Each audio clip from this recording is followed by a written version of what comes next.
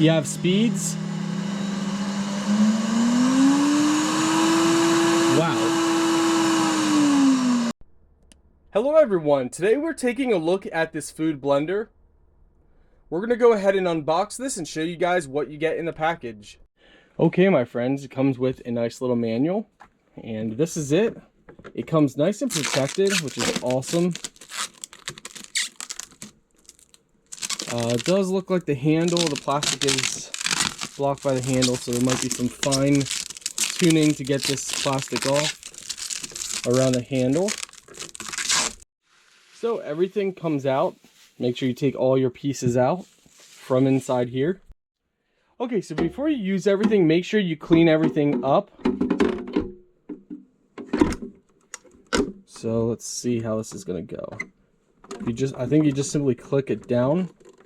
Some of these you need to turn, but this one doesn't look like it. Let's see. We'll test everything out. Before, airtight lid.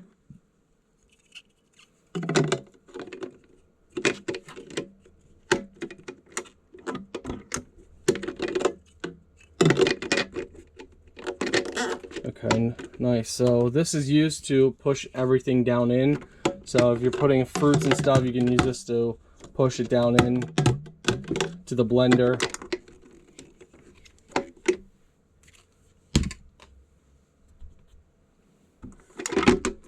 We want to make sure that everything is on point. You know, when you put this in here, we don't want to have it in wrong, so we're just going to align it, play with this a little bit. Seems like it pops in place pretty nice right in there, so it seems to be correct. Now we're going to demonstrate this for you guys. Oh wow, it's quiet. So for the button, you just simply press it down to turn it on. And I'll show you guys all the settings. You have speeds. Wow.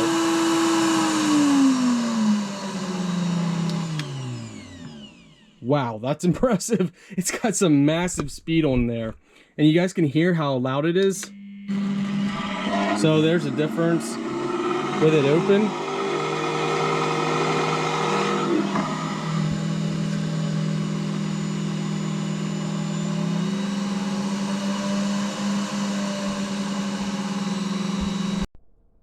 So guys, with the blender, you have a couple options. This is automatic. You press it and okay, so we just we lost our power in our little power bank here. So this one's automatic. You press this down and it automatically stays on. This one is you hold it down.